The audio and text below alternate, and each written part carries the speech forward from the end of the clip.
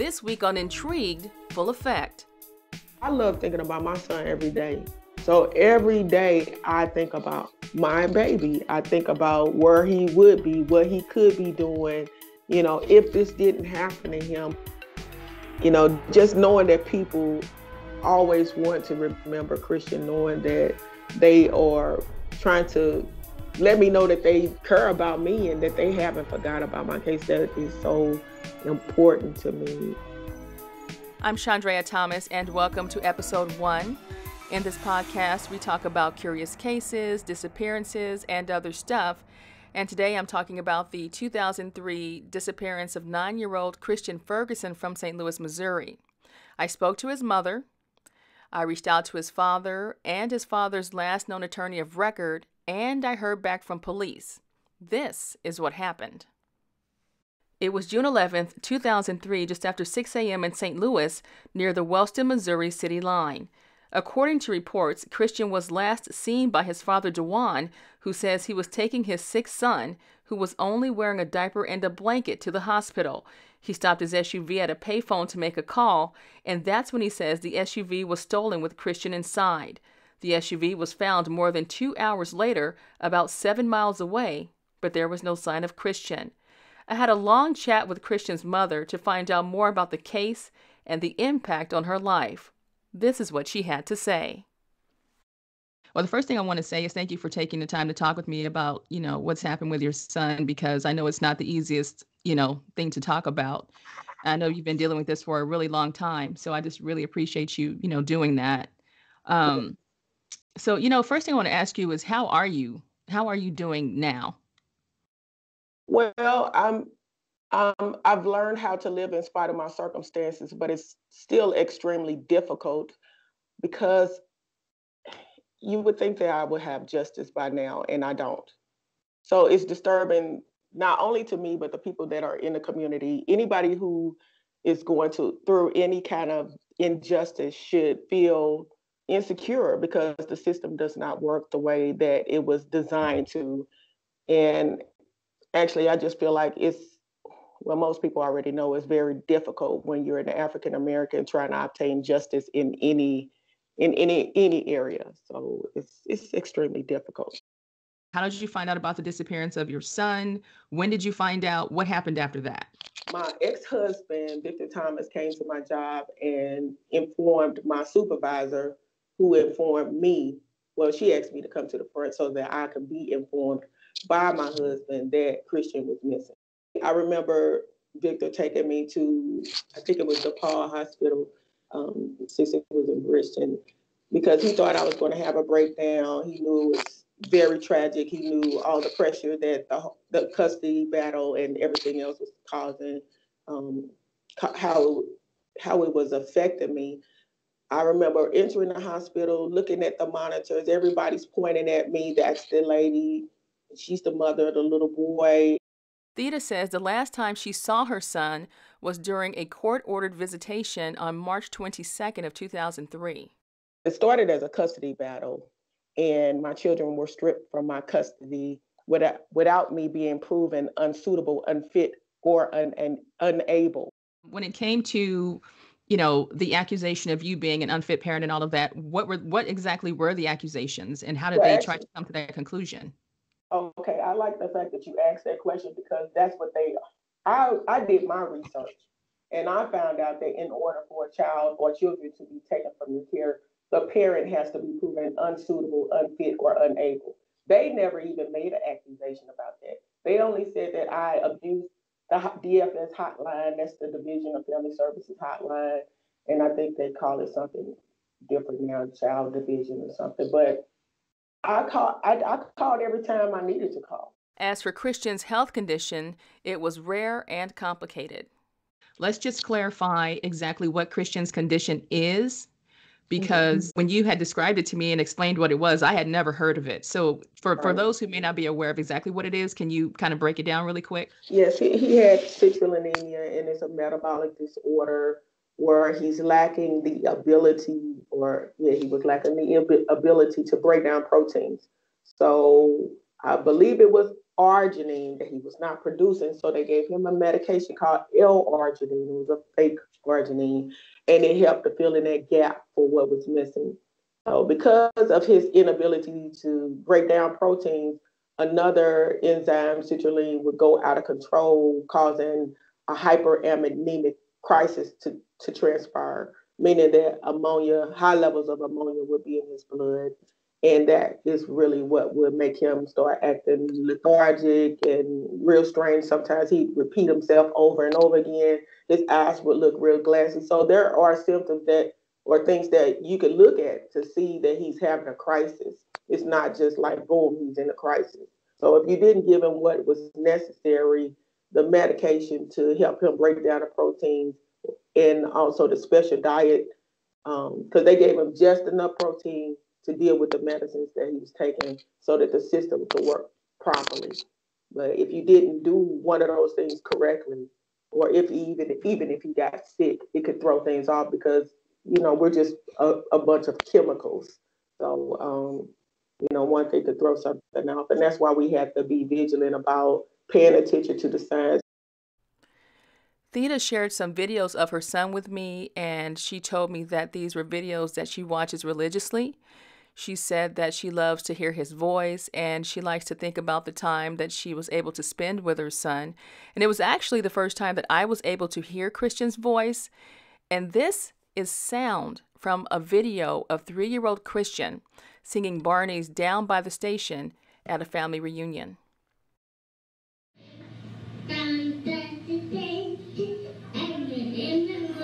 Oh my God.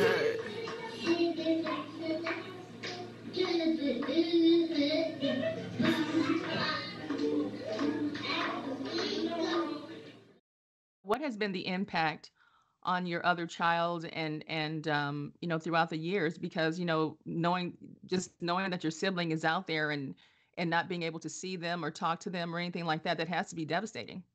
It's totally devastating. My child is still going through some things right now. They're 24 years old now, but it's still, you know, a challenge to try to live in spite of the circumstances. I'm grown, but this is a child who watched brother in the room, in the coma. So I'm guessing you're wondering about the other side of the story. Well, I reached out to Christian Ferguson and I didn't get a response.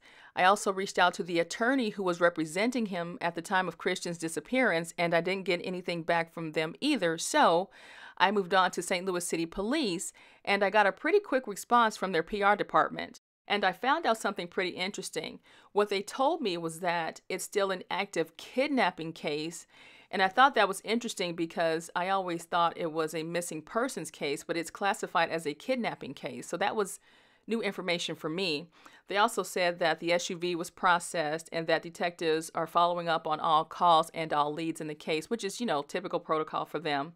But they told me they couldn't give me any more information on the investigation because the case is still open. So as far as trying to dig up any details about a suspect or suspects in the case, there was nothing. As I went through my conversation with Theda, I had to ask her a tough question about her son. At the time, Christian was 9. Yes. And so he would be, 25 now? Somewhere about 25, yes. Right? So 9 he would become 25. Yeah. Do you feel that at this point your son is still alive? Do you feel that? No, I don't feel that my son is alive. I never felt that he was alive. There were a lot of people who wanted me to say that my son was alive. It was a lot of back and forth, And even I guess I, since I'm a believer of God, I know that miracles are possible. But knowing the fact that they found things that should have been attached to my son's body in order to sustain his life, it's hard for me to believe that my child is alive. Theda has always been very vocal about Christian's case, and she eventually became a fixture on local news. And I think as a result, she's been able to get a lot of support from the community in regards to searching for Christian and things like that. And that's something that she says that she truly appreciates. My life was just never the same. I kept doing a lot of interviews with news reporters, and I was really grateful that since my family is African American, that we were found to be newsworthy. People were like donating flyers for us. We create flyers to go out to increase awareness of Christians' disappearance. They made T-shirts. And while facing tragedies in her own life, Theda has been able to take her situation and use it to help other families with missing loved ones. She tells me that it helps her cope and deal with her own situation. Tell me about Looking for an Angel, and tell me how all of that started and how you help other families now. Well, Looking for an Angel is a nonprofit 501c3 organization that I created in memory of Christian to help increase awareness of missing persons. There's like over 1,000 people missing in the state of Missouri, and each person really should navigate their highway patrols sites in their states to find out how many people are missing in their states. Some days I'll just go to the Missouri State Highway Patrol's map and let people know how many people are missing from their city or their county in Missouri. And I don't know if they have those kind of agencies in other states, but they need them so that you could be aware of the circumstances. I feel like if people knew more about how many people are missing in their areas or how at risk they are for disappearing, then they would make sure that the police or law enforcement does everything that they need to do, to keep people safe. How can you make a lot of money in your city and states if you have all these people missing? So maybe if they had more billboards up, and that's what I'm trying to do through Looking for an Angel, try to get up some billboards, disperse the flyers to help increase awareness in any way creatively that we can. If a parent wants to be ready in case something like this happens, of course, we never want this to happen to anyone. But if by chance someone is in the circumstance of having a child that, disappear, what should a parent know ahead of time to be better prepared to handle that situation? Hopefully they will have a child ID kit on hand that they like. That's something that we produce through Looking for an Angel, to give to the parents just in case their kids come up missing. It has the fingerprints of the child in there. It may have a tooth in there if the parent chose to put a tooth in there, because DNA can be extracted from your teeth. And sometimes they'll just cut off the hair. So it depends on what you have to use. Some people don't have hairs, so they have to use fingernails. So wherever you can get some DNA, we want them to say that DNA, say those fingerprints, and give that card that has a picture attached of their missing loved one to the police in the case of a disappearance. I recommend that they make sure that the schools have, like, since annually they take pictures, or sometimes they'll do it in the first and second semester. Make sure that you're getting a photographer who has the child safety ID kits, in not the kits, but there's a little card that can be part of your portrait package. So even as a parent, you have the power to tell your teachers, tell your school district what you expect for them to do to keep your child safe. But I would say if a person came up missing, the first of all, you want to check where you are. Go through the house, make sure that the person you're just not overlooking a person, or maybe they are asleep, maybe they don't know that you're looking for them. But once you've done all of the simple things like checking the house, checking with the neighbors and the friends, I would be on social media. Make sure that you have your children or your loved ones, because not only kids are missing, adults are missing. Some people had dementia. They just walk off. Through the years, I've seen you, go through a lot of media interviews and be very open about what your circumstances are. But I've also seen how you've developed relationships with other mothers and other families of missing loved ones. And tell me about those relationships and how it helps you deal with things and how it helps them kind of heal and deal with their circumstances. Well, Regina Sykes, she's the mother of missing Monica Sykes, or Monica was missing, and Paula Kosey, the mother of missing Shamika Kosey. I bond with those ladies, and they're part of the organization's board, and we strategize. We get together, we think about what needs to be done, how things need to be responded to as far as law enforcement or the community is concerned, so that we can properly advocate for people with missing loved ones. Just having their support it's priceless, because no one knows like we know what it feels like to be in this position.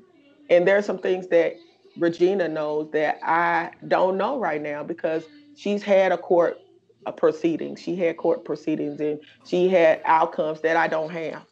You know, Paula Cosi, she's still looking for her child. And, she needs all the support that she can, because it's been too long. So trying to teach people how to live and to keep a job and to sustain themselves and their families under these circumstances is imperative.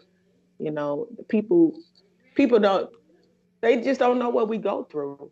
And since we know what we're going through, we try to be that support for the other people in the community, male or female, even for the children, because the children are impacted too. So we'll go to different schools, we'll do presentations, we'll talk about what it's like being in our position, what people can do to prevent being in our position. Sometimes you can do all the things right and things still happen. So we're there to help people to deal with that also. Mm-hmm. What are your hopes for the future out of everything that you've experienced, out of all of the different cases that you've heard about? What would be, aside from the ultimate outcome of, I understand what you want to happen with regards to your son's case, and aside from that, what would you like to see happen when it comes to missing persons cases overall? I like to see all cases being given the attention that they deserve. I'd like for African American cases to receive as much attention as white cases or Caucasian cases, missing person cases. I don't feel like it should be a different way that they handle the cases, because we're all people. We all care about each other. Well, we all should care about each other. And when people don't, and those things cause our loved ones to be missing, then we need to respond appropriately, quickly. Law enforcement needs to respond to each and every missing person case the same way they would want someone to respond to their missing loved one's case. What I've noticed about missing persons cases is that social media is one of the best avenues you can use to get the word out, because people will share that story, share that Yes, picture like you wouldn't believe. And I think that's been exactly. very helpful to families. What do you think about that? I think it's awesome. Regina Sykes' case really just validates that point that you just made, because if it wasn't for social media, a lot of people would not even know about the case. And it's about getting out there and getting all the attention that you can, because once people are aware of the circumstance, um, the more it's more likely that you will have a resolution in your case. You have to be the one to stand out. Even in business, you have to be the one that's making yourself different, that stand out to get the outcomes that you desire. And a lot of times when people are sharing these stories on social media, they don't even know who you are. But it's so easy to just share. So I guess it's a good time to thank the people who are sharing images of my child, especially those people that I don't even know, that I may never ever meet.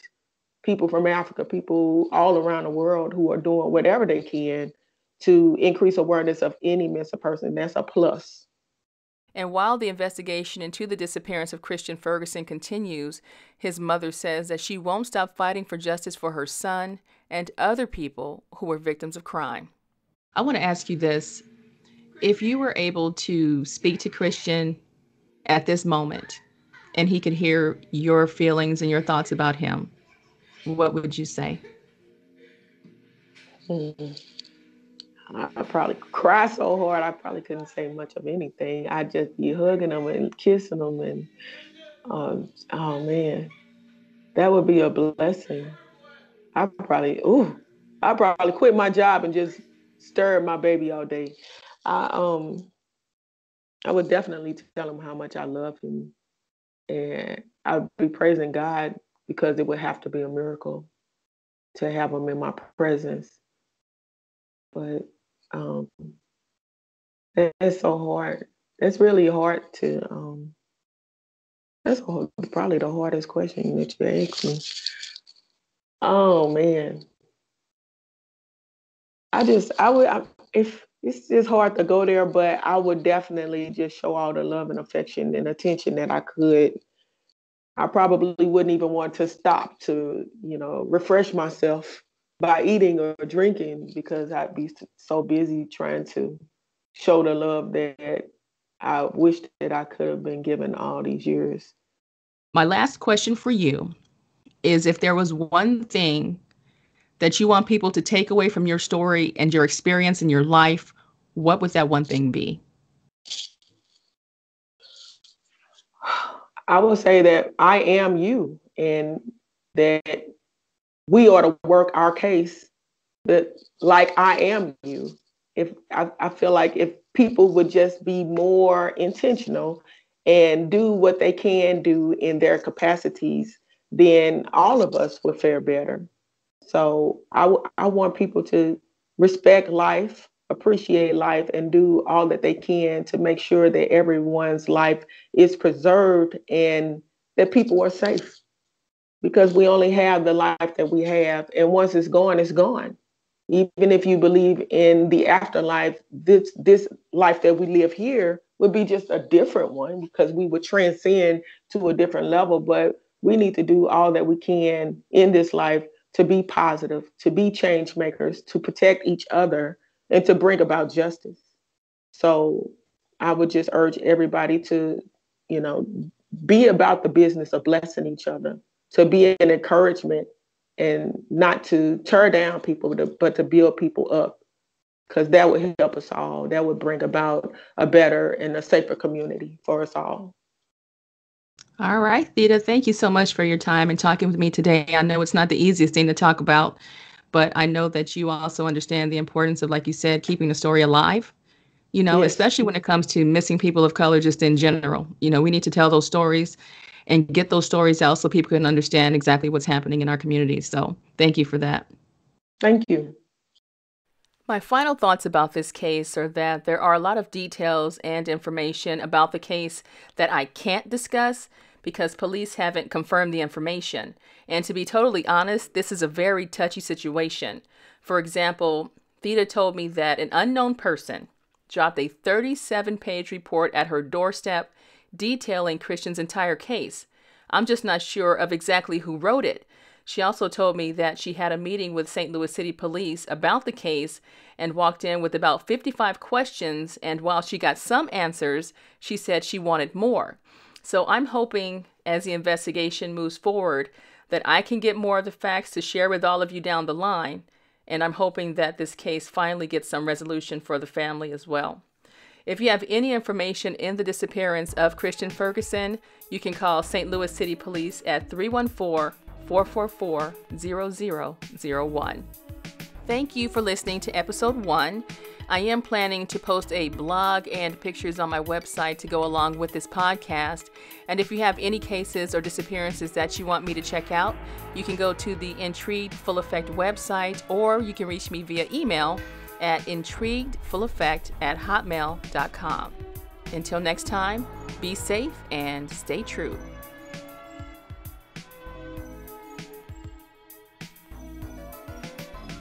The views, information, or opinions expressed during the Intrigued Full Effect, Curious Cases, Disappearances, and Other Stuff podcast are solely those of the individuals involved and do not necessarily represent those of the host. The primary purpose of this podcast is to educate and inform. The host of this podcast assumes no liability or responsibility for any activities in connections with opinions shared in the podcast. The podcast and blog associated with it shall not be used in any legal capacity or as a basis for expert testimony. No guarantee is given regarding the accuracy of any statements or opinions made on the podcast or blog. This podcast uses copyrighted materials that were fully authorized by the owner.